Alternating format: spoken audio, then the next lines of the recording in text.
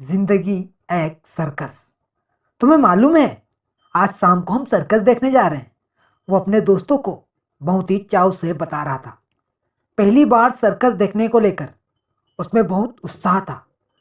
वही वाली सर्कस जो बड़े वाले मैदान में लगी है, वो तो बड़ी मशहूर सर्कस है।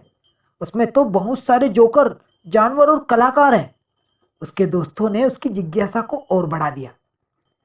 अब तो सर्कस देखने के लिए उससे शाम का इंतजार नहीं हो रहा था। तभी स्कूल की घंटी बजी और छुट्टी हो गई। वो स्कूल से बाहर निकला और उछलते हुए घर की ओर जाने लगा।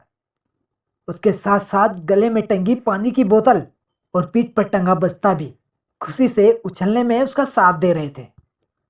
खुशी से झूमते हुए वो घर पहुंचा और फटाफट से नए कपड़े पहनकर सर्कस जाने के लिए तैयार होकर बैठ गया। बेसब्री से घड़ी की ओर देखने लगा। कब शाम के 5 बजेंगे और हम सर्कस देखने जाएंगे। पर समय कहाँ किसी के लिए अपनी चाल बदलता है।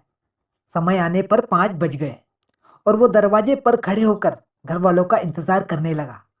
आखिरकार वो सर्कस देखने के लिए घर से निकल पड़े। आज रास्ते में दिखने वाली हर एक चीज उसे खुशी दे रही थी। गर्मियों की ढलती हुई शाम की ठंडी ठंडी हवा, घरों को वापसी उड़ते हुए पक्षी, बाजार की रौनक, सब कुछ कितना अच्छा लग रहा था। कुछ देर में वो सर्कस पहुंच गए। वहां कितना अद्भुत दृश्य है।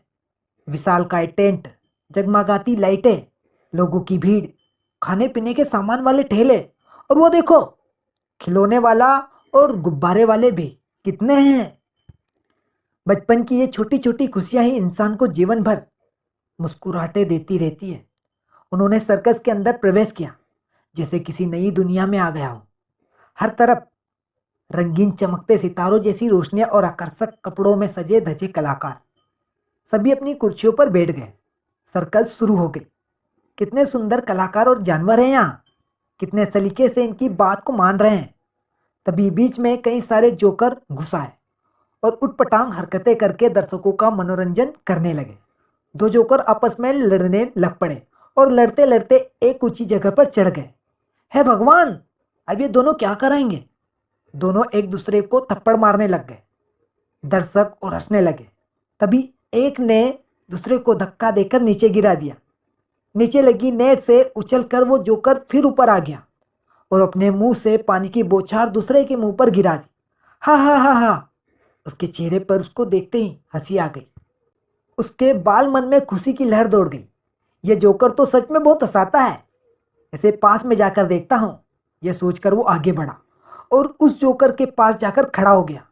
जोकर का ध्यान उस पर नहीं गया, पर वो एकटक उत्साहित होकर उस जोकर को देख रहा था। कितना अच्छा इंसान है ये, कितना हंसाता है सबको। मेरी तो आंखों में पानी आ गया था हंसते हंसते। इसके करतब कितने मजेदार हैं। अबे ओए, कौन है तू? क्या कर रहा है इधर? अचानक उसका भ्रम टूटा। जोकर उसकी तरफ गुस्से से देख रहा था। जुबान है तेरे मुंह में या गूंगा है? जोकर फिर चिल्लाया।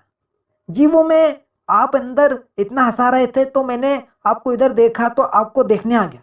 अच्छा, फिर से करतब देखने आया है? तेरे बाप की सर्कस है क्या?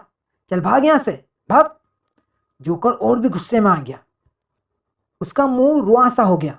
डरते डरते वो पीछे की ओर मुड़ने लगा। तभी पीछे से माँ ने आके उसे पकड़ लिया और गुस्से से बोली, हम तुझे कहाँ कहाँ ढूंढ रहे थे। तू यहाँ खड़ा है, चल जल्दी, घर भी जाना है। पर माँ, वो जोकर सर्कस के अंदर इतना हंस रहा था और हम सबको भी हंसा रहा था, और यहाँ वो कितने गुस्से में मुझ पर चिल्ला रहा था।